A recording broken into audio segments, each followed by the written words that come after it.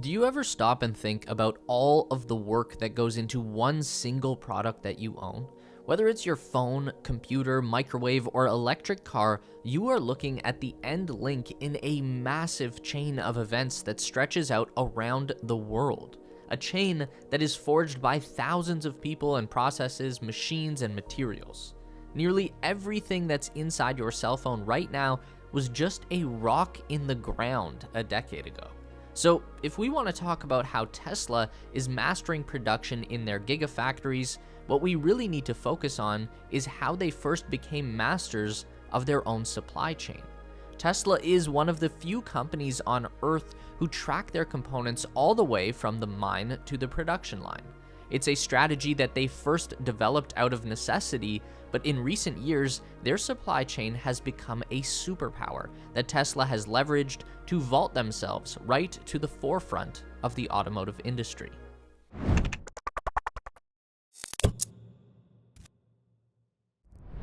One of the core fundamentals at Tesla is vertical integration, which essentially means that in many cases, they are their own supplier. Instead of buying seats from a generic industrial manufacturer, Tesla just designs and builds their own seats. This is a strategy born of necessity. Elon Musk talked about this in a recent interview with Ron Barron, and he went back to the early days of Tesla when they actually weren't even able to buy those generic components because none of the top-tier suppliers would take the company seriously. Which is something that Elon doesn't really blame them for, because a car startup in the United States has not been successful since Chrysler was founded in the 1920s. Tesla is the first independent American automaker to make it in 100 years. So, if you're a big automotive parts supplier and this little upstart electric car company comes to you in 2011 and wants to order a bunch of stuff, you're weighing the odds that these people will actually be able to make enough money to pay their bills, and in Tesla's case, the odds were not in their favor. So, Elon says that the company had no choice but to do a lot of this stuff themselves. If they hadn't vertically integrated, they would not have been able to build cars. But this quickly became an asset, because Tesla gained this very unique perspective on the supply chain that fed into their car. A very thorough understanding of all the little components that make up the end product. They used that knowledge to design a more integrated vehicle that actually needed far fewer parts, which directly translated to a lower cost, lower weight, and higher performance. This became one of Elon's favorite mantras. The best part is no part. Also wanted to give a quick shout out to our amazing Discord community. Here is our question of the week, and this was our favorite answer. And here is the meme of the week winner. Join our Discord community to participate next week through the link in the description below. One of the key reveals at Tesla Investor Day this year that may have gone underappreciated was the discussion of just how thoroughly Tesla manages their own supply chain. In the beginning, the company wasn't able to buy components off the shelf, but even now, in the present day, Tesla actively chooses to design their own components and subcomponents.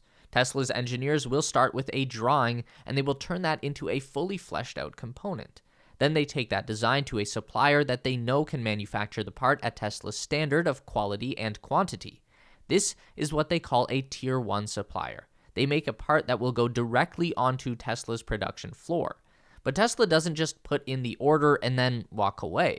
Tesla's engineering team goes to the supplier and works with them to build out the production line that will manufacture the component, making sure that automation is being taken full advantage of and that product yields fall within acceptable margins. Tesla takes the responsibility for the way their components are produced, even when they are not produced in a Tesla factory. They still manage every detail. Tesla is fully integrated with thousands of manufacturers all over the world, and they know exactly what is happening with each of those suppliers in real time. And that's just the Tier 1 suppliers. Tesla also manages Tier 2, which are suppliers to the suppliers. So take the FSD computer, for example. This is the most powerful in-vehicle computer that's ever been developed, an incredibly complex and advanced piece of technology. It's produced for Tesla by their Tier 1 supplier. But within that computer, there are over 7,000 individual components that are sourced from Tier 2 suppliers. Things like capacitors, resistors, diodes, all of those tiny little bits that get soldered onto the main board that make this thing actually work. Tesla says that for a car like the Model 3, they have around 2,000 Tier 1 parts, and that translates into around 19,000 Tier 2 parts.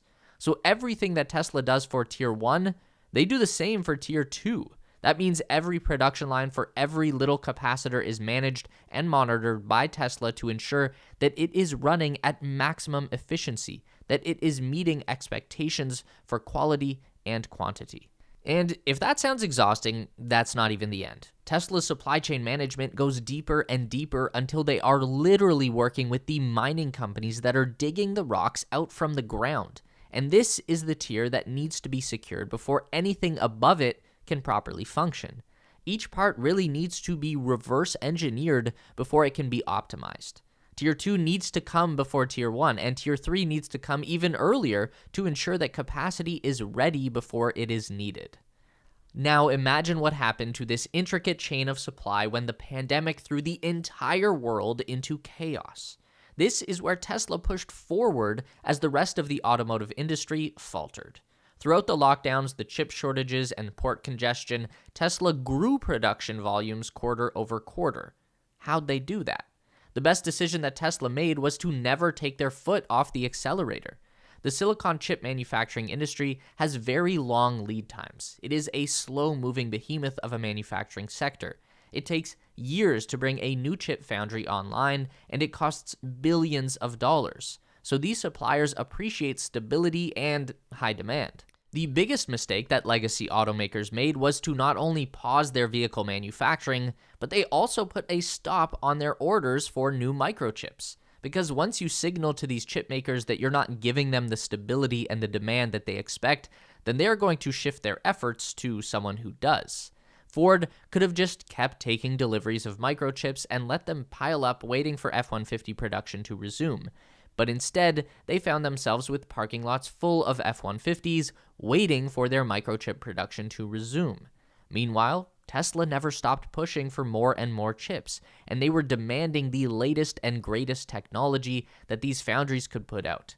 You've got to keep in mind, the chip makers are pouring money into new techniques that allow them to manufacture on the atomic level. That's their focus.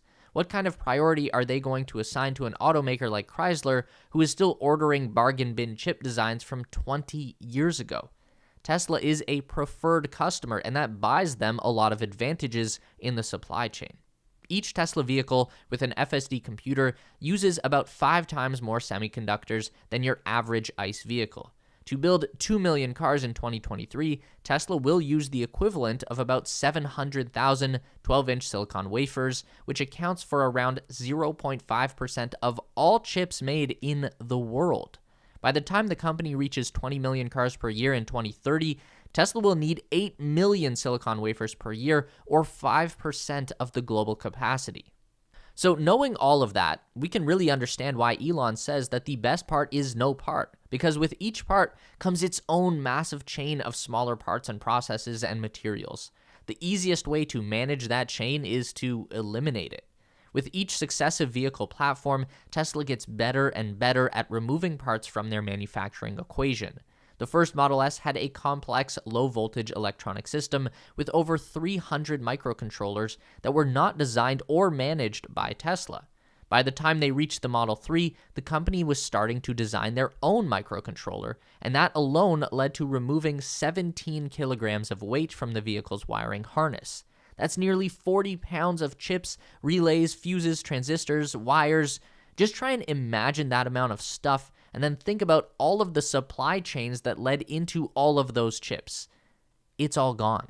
With the Cybertruck, Tesla has designed 85% of the controllers that are used in the electronic system. And in their next generation platform, 100% of all microcontrollers will be designed by Tesla.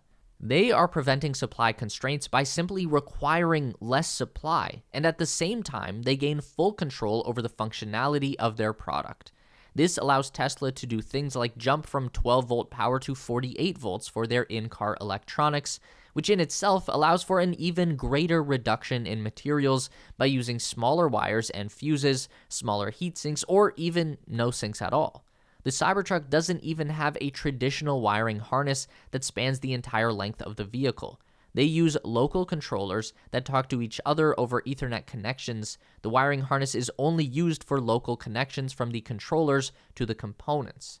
There will be hardly any wires that actually extend from one end of the car to the other. This is really the foundation for Tesla's next generation of manufacturing. The Master Plan Part 3, greater control over the supply chain, that starts with design simplification and in turn leads to faster growth that is done sustainably and responsibly. This is how we build the future.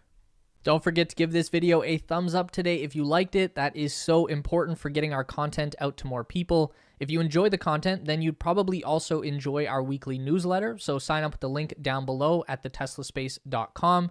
A huge thank you to all of our Patreon supporters who are listed on the screen now. You help us make the best content we can, and we really appreciate it. Thanks for watching, and we'll see you in the next one.